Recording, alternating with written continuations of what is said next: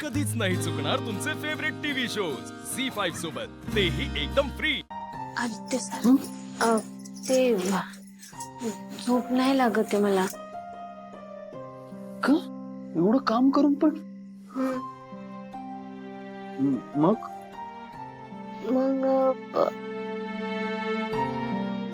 Sir तुम्ही एखादी गोष्ट सांगाल का मला? मी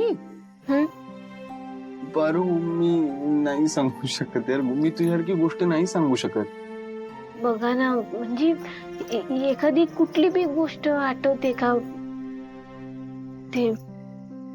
ओके ठीक आहे, गोष्ट सांगतो।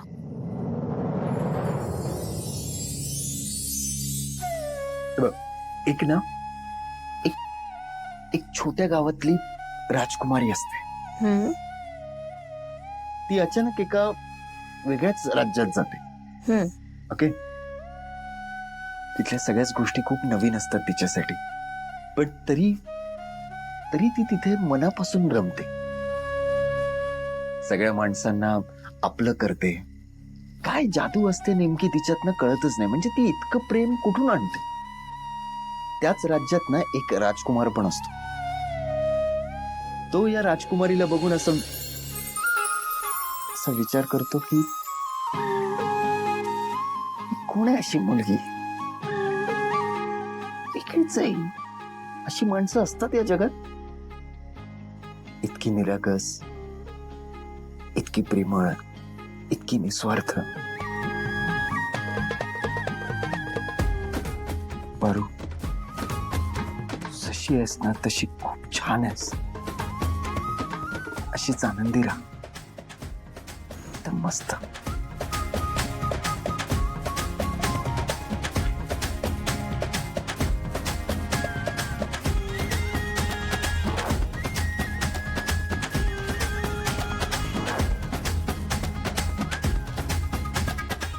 आता गणपती येणार ना, यंदा आपण गणेश उत्सव धूमधडाक्यात साजरा करायचा। हा दादा, ते काय लागते त्यात आपण गणपतीला ठेवतो ना, ते असतं ना असं रे, मंदिर ना? मंदिर नाही, मखर म्हणतात त्याला। आणि मखर काय आणायचं नसतं, घरी बनवायचं असते। अच्छा, मखर असतं का? आता घरी बनवायचं असतं, मग तर बेस्टच आहे। मी आणि प्रिया मॅडम बनवू ना मखर, एकदम छान मखर बनवूया।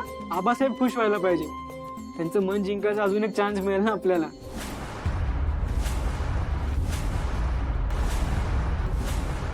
आबासाहेबांचं मन जिंकायचं? म्हणतातही ते आबासाहेबांचं मन जिंकायचं म्हणजे गणेशोत्सव छान साजरा करायचा असं म्हणत होतो मी। हा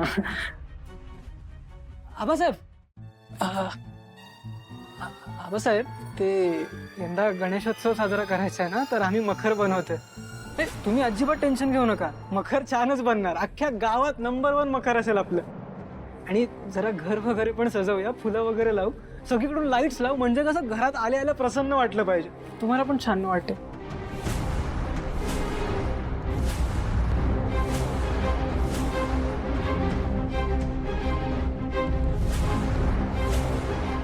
गेले प्रीतम सर कामातून, सकाळ सकाळी आबांचा मूड खराब केला यांनी। एकतर तुम्ही मंडळी या गावात नवीन आहात, या गावातल्या चालीरीती, सण समारंभ कसे साजरे केले जातात याविषयी काही माहिती नाही। या घरात प्रियाच्या हट्टाखातर गणपती येतात, पण उत्सव हा फक्त एकाच ठिकाणी साजरा होतो, आणि तो म्हणजे गावातल्या देवळात। आणि त्या उत्सवासाठी, प्रसादासाठी म्हणून धान्य आपल्या घरातून जातं। बाहेर ट्रॅक्टर उभा आहे, संपतही आहे, त्या गुणी ट्रॅक्टर मध्ये टाका आणि मंदिराकडे चला। हो आबासाहेब। आबासाहेब, तुम्ही पण जाताय मंदिराकडे? आबासाहेब, तुम्हाला माहिती आहे तो रणजित तिथं असणार आहे। तुम्हाला एकच सांगून ठेवतो, तो रणजित जर का काय तुम्हाला वेडवाकडे बोलला तर मी खपवून घेणार नाही।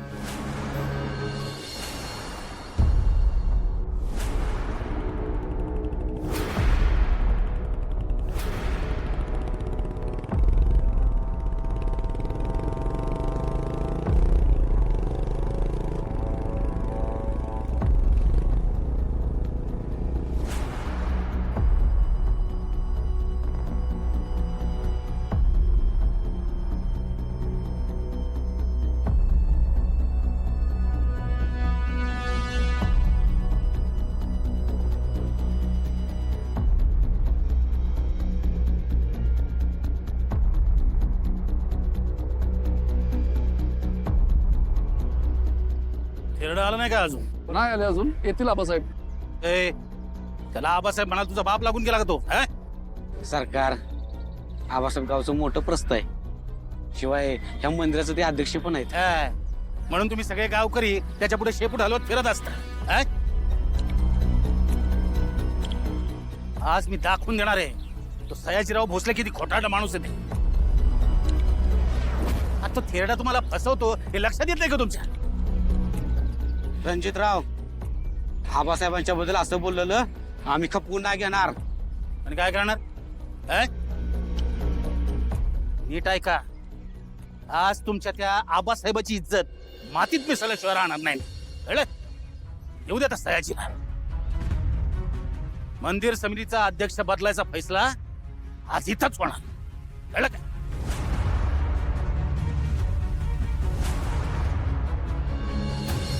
ऐका माझं, एकटे जाऊ नका. मी आणि पैलवान येतो सोबत, संगत जाऊ. प्रताप, मी आखाड्यात नाही चाललोय, देवळात जातोय. प्रसादासाठी धान्य लागतं ते घेऊन जातोय. तिथे तुझ्या मल्लांची काही गरज नाही. पण तरी आबासाहेब तुम्हाला तो माहिती आहे, तो काही येडावाकडं बोलला तर? गावकरी आहेत माझ्यासोबत. सणासुदीच्या वेळेला गालबोट लागायला नको आणि एक दोन शब्द वर खाली झाले तर त्यांना काही फरक पडत नाही.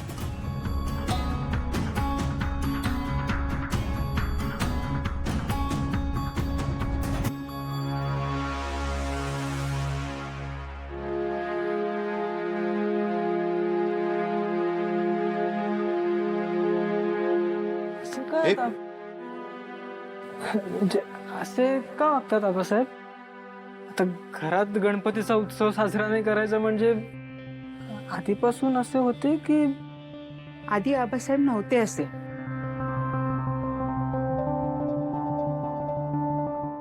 गावात सगळ्यात मोठा गणेशोत्सव आपल्याच वाड्यात असायचा.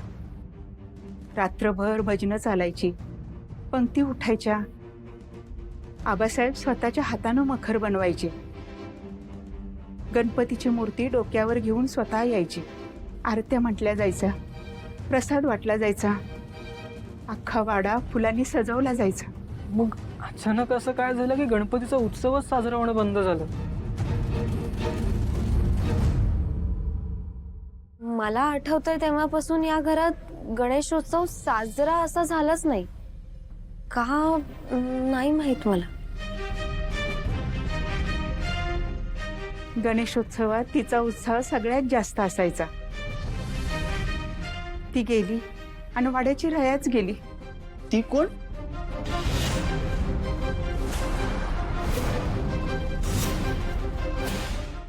झी 5 ॲप डाउनलोड करा आणि पहा सर्व एपिसोड्स एकदम फ्री.